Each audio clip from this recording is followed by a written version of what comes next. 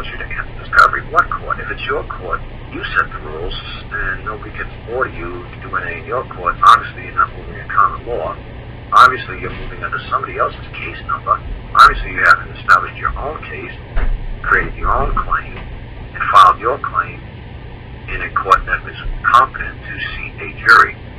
So that's the only thing I could think of here, is how do you answer when a court compels you to answer discovery? You could always do, like, the Gambinos, John Gotti guys did, is plead the fifth and plead the fourth. Let me see what that says here. I already sent letters to the lawyers Supreme Court. Okay. I tried that a few years ago. I sent them tender of payment. They sued me. They won a court. Of course they won a court.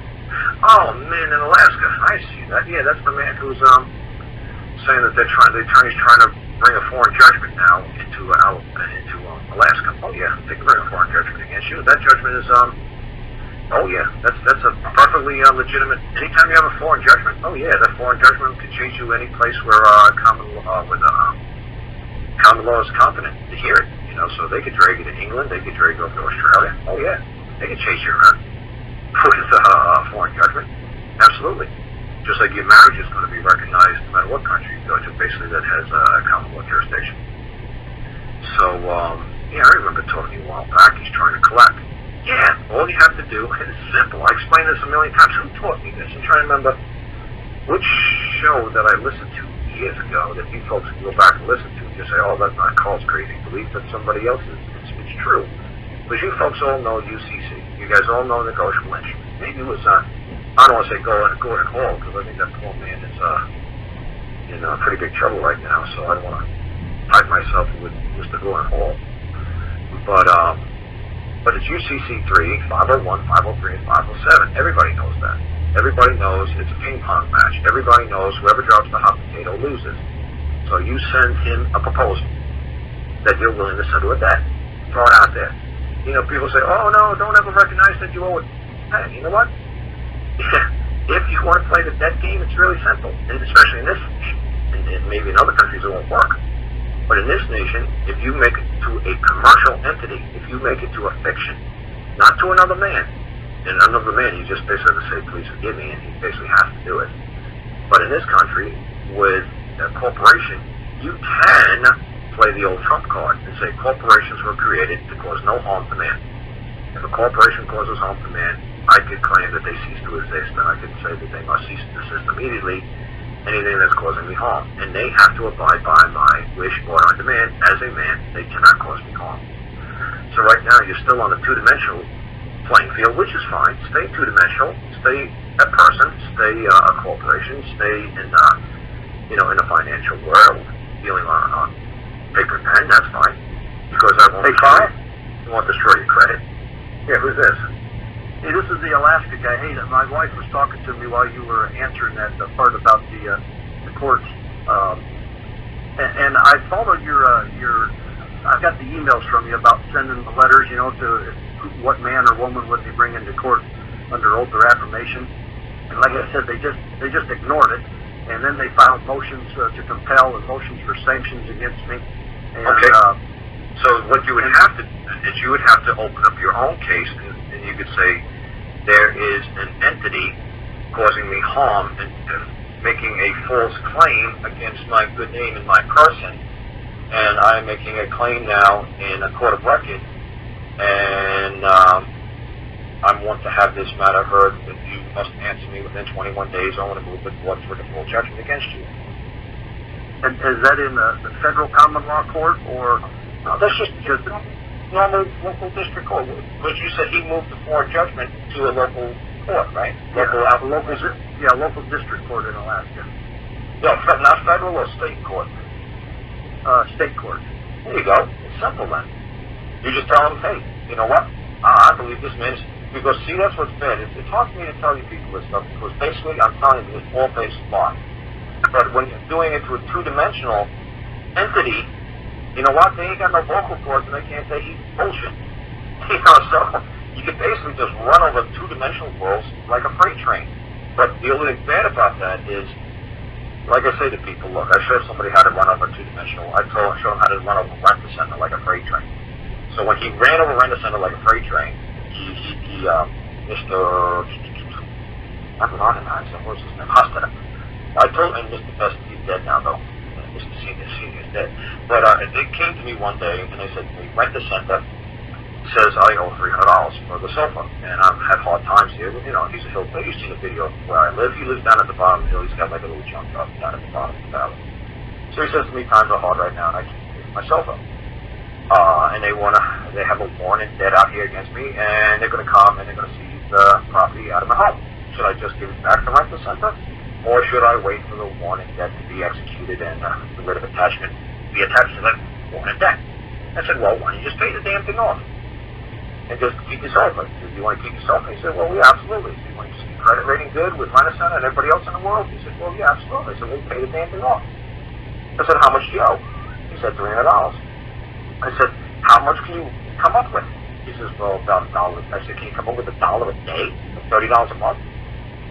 He was like, well, yeah. I said, how much do you owe now? He said, $50 a month. I said, they'll gladly accept $30 or $50. He's like, oh, no, I went down there and I tried to talk to them, and they basically told me, F off. Give me the damn money, we're going to come there and drag the sofa out and be kicking and screaming. I said, really? I said, did you bring anybody with you? He's like, no. I said, to the Mr. Best Senior, I said, would you have a problem going to Rent-A-Center with this man and watching him do this? Because he's going to need a competent witness to testify in court under oath affirmation. I said, it's better to have a third-party impartial witness. I said, so if you see anybody else standing around the counter, try to see if you can catch somebody standing around the counter that you really don't know. And then after you say it, what do you say? See if you can catch the guy's name and number. See if you can say, oh, yes, have a conversation with the guy. Say, oh, yeah, I went to school with your sister. Oh, yeah, I know who you are. And there you go. That way you're getting a third-party impartial witness all set up. I said, do you think you guys can handle that? He's like, well, yeah, sure. I said, now go down there and make them a proposal. He said, well, they're just going to tell me F off again. I said, good. Now you got your witness. Now you got your third-party impartial witness. And you're going to clobber him in court. So he said, okay. He went down there, and I didn't hear nothing from this guy for like a month. So me and my sister, I was driving my sister down the road in her car. Before she got down the road. And they waved me down, the two old men. The guy has a really long white beard out there. I can't believe he's only 60, but some say he's 60. But anyway, he hands me a watermelon. I said, what's this for? I said, I won. I said, what do you mean you won? He said, well, we went to court. I said, this judge is very good. I said, even though it's a small county, this judge was incredibly confident. I said, you will win. So he said, I did win. I said, yeah, I really don't like the judge, but I said, he knows law. I said, he knows both sides of the law. He knows common law. He knows statute. He's really good. So I said, what happened in court? He says, well, when we went to court, he says, Rent-A-Center stated the claims, and he said everybody else was getting trashed by Rent-A-Center all day long. He says, I said, there was a little red-headed lady lawyer for them. She said, yeah. He said, yeah, I've seen her. She's mean, man. She'll take a teething ring from a baby. she has no mercy. I said, yeah, good. I said, because I knew you'd beat somebody like her. She showed up because she has no mercy. So I said, so what happened? She says, well, then it was my turn to go. And I said to the judge, well, I went down to Rent-A-Center, and I offered them $30. And they told me they wanted all damn $50, or they told me they would come get a warrant of debt and a writ attachment and drag the sofa out of the house. So I told them the best I could do was $30. And it's like, well, who's standing here next to you? I said, well, I went down there next to him to witness that he did make that offer. So the judge said to the lady in the red, the attorney, she said, so this man went down there and said $30. She said, what do you say? Do you really accept the man's $30 payment? She said, nope. The contract says $50.14. We won't take one damn time less than $50.14. He said, the judge said, case dismissed. And then he's like, what? I said, I hope you enjoy the sofa. Have a nice day. So I said, oh, okay. So see, they were all happy. You see what I'm saying? Well, I understand the part, right now they just have a piece of paper saying that they owe money, and the piece of paper can't testify. So I understand that. So what I'm saying is, does that make sense how the man beat Rent-A-Center in court? Yeah. And was that pretty funny how the guy beat him in court, or what's your opinion of how they beat him in court? Well, because he had a witness go down there and he offered to make a payment of what he could, and they refused the offer. Right, so do you understand why that works? Well, I'm not that versed on common law. I'm trying to figure it out. I mean, I listen to you on all the shows to try to glean this information. You can't harm a man. If the man says this is the best I can do, this is the best I can do. That we can't send you off to debtor's prison anymore. We can't ship you off to Australia. We can't ship you off to Canada to pay your debt. We can't do that. We have to accept what you can give us, and you know, and that's all we can demand. We can't demand blood from a stone. This is the best we can do. That's the best we do. We can't exist to harm each other in this country. So when I learned how to win in court, now is it like, yay, finally somebody got over on Rent-A-Center, finally somebody won? You see what I'm saying? Does it make sense? Right. I mean, was it good that I showed him how to do this? Was it good that I showed him how to do this, or was it bad? Well, I think it was good for him. Yeah. But bad for Rent-A-Center. Now, what I did a few years ago was I offered this it was Capital One, and I offered them a payment, a tender of payment, and they refused it. Well, let me finish what I was saying about bad. It was bad not only for Rent-A-Center, but it was also bad for Mr. Hofstadter. Why was it bad for Mr. Hofstadter? I don't know. Because it showed in open court, in public court, that he was a dishonorable man. What I said to him is, good, so when you won, and the judge said, enjoy your sofa, what did you do next? He said, we left. I said, why didn't you tell the judge, I am an honorable man. I cover all my debts, in which I know be true.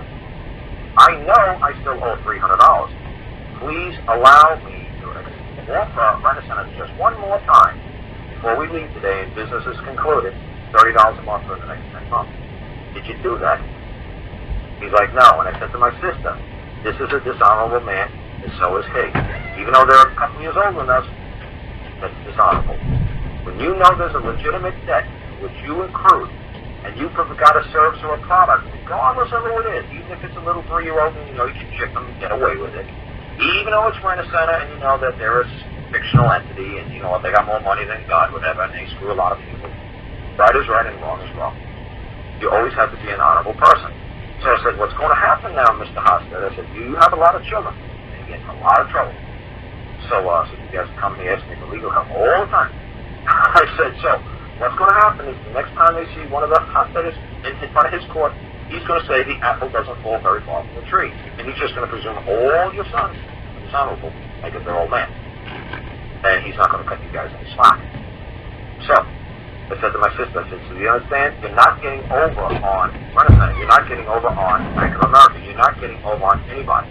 You're showing your reputation in court as a dishonorable person. And it's going to reflect on your credit report. Because you got the nature of the man, you got the characteristics of the man, you got the reputation of the man standing before the court at all times.